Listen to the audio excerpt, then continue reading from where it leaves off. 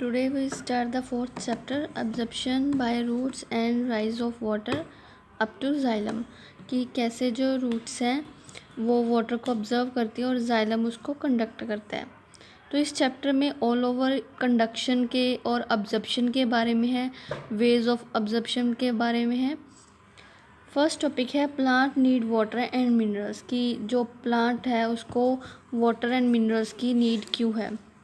First is need of water. तो water की need अगर हम बोलें तो किन चीज़ों को होती है, ऑलमोस्ट जितने भी ऑर्गेनिज्म है सभी को वाटर सरवाइव करने के लिए चाहिए। सभी जो है सभी की लाइफ जो है वो वाटर के बिना एग्जिस्ट नहीं कर पाती। और water is an important constituent of the protoplasm, और वाटर ही हमारे सेल की इम्पॉर्टेंट कंपोजिशन बनाता है, प्रोटोप्लाज्म बनाता है। तो जो मेन एक्टिविटीज़ हैं प्लांट में जो वाटर से होती हैं वो कौन कौन सी हैं। फर्स्ट ऑफ है ट्रांसपोर्टेशन। जैसे वाटर क्या करता है, मिनरल है उसको रूट से अपवर्ड मूवमेंट में डायरेक्शन में मूव करना है, रूट से अपवर्ड जाएगा। या जो ऑर्गेनिक फूड जो बनता है लीव्स में उसको डाउनवर्ड मूव करना है। तो ये जो मूवमेंट है मिनरल्स और ऑर्गेनिक फूड की ये सिर्फ वाटर की प्रेजेंस में हो सकती है। उसको एक मीडियम चाहिए होता है, सोल्यूशन फॉर्म में वो मूव कर सकती है। तो फर्स्ट उसका नीड है ट्रांसपोर्टेशन। सेकंड आता है ट्रांसपीरेशन। अब ट्रांसपीरेशन क्या होता है, loss of water by aerial parts of the plant. अब क्या होता है, वाटर वेपर्स जो बनते हैं ट्रांसपीरेशन से, जो कि लार्ज अमाउंट ऑफ जो वाटर है वो लूज़ हो जाता है एरियल पार्ट, जैसे कि लीव्स होते हैं जो उनमें से।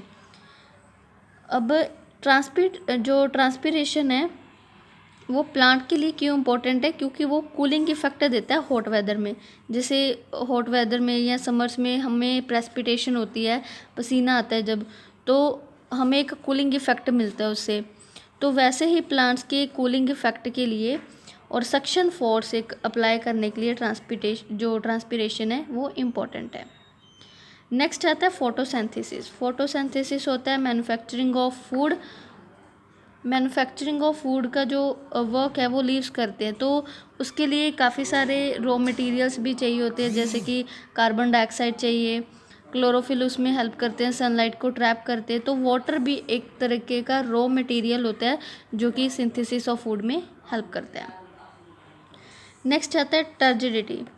टर्जिडिटी होता है किसी भी चीज़ को फुली डिस्टेंट कंडीशन में अप्लाई करना, मतलब सेल्स के ऊपर और जो उसकी वॉल्स होती हैं, टिश्यूज़ होते हैं जो, उनको फुल कर देना। जैसे एक बैलून होता है, अगर जब तक उसमें हवा भरी हुई है, हवा है उसके अंदर, वो फुली उसके अंदर एयर के पार्टिकल्स है तो वो टर्जिट है, मतलब एकदम उसकी जो वॉल्स है उसके ऊपर प्रेशर अप्लाई हो रहा है।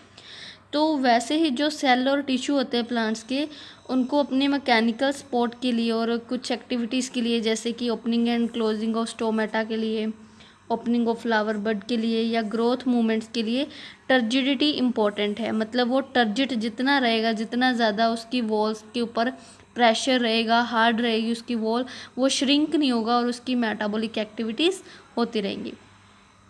नेक्स्ट आता है जर्मिनेशन ऑफ सीड।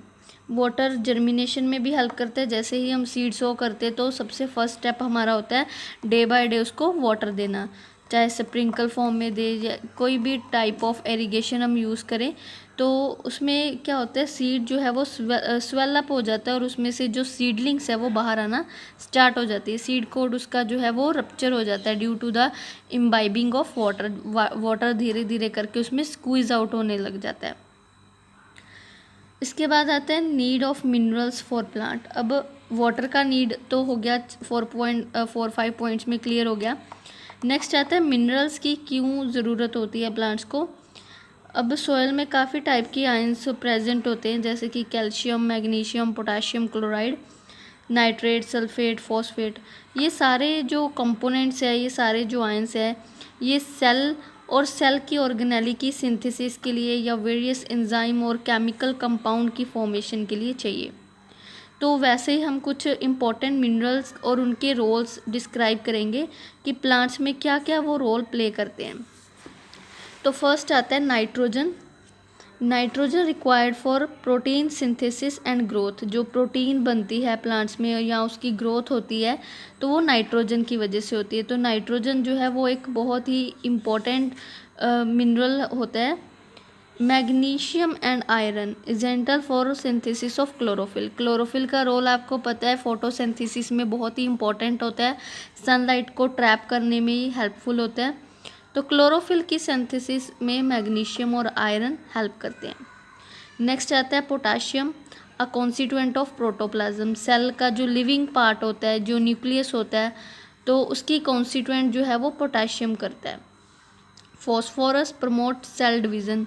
अब जब तक सेल डिवाइड नहीं करेंगे, मल्टीप्लाई नहीं करेंगे, तब तक प्लांट की ग्रोथ और डेवलपमेंट नहीं हो सकती, वो लेंथ वाइज और ब्रेथ वाइज इंक्रीज़ नहीं हो सकती, उसकी ग्रोथ नहीं हो सकती। तो सेल डिवीज़न करने के लिए फॉस्फोरस जो है उसमें हेल्प करता है, तो उसके लिए इम्पॉर्टेंट है फॉस्फोरस।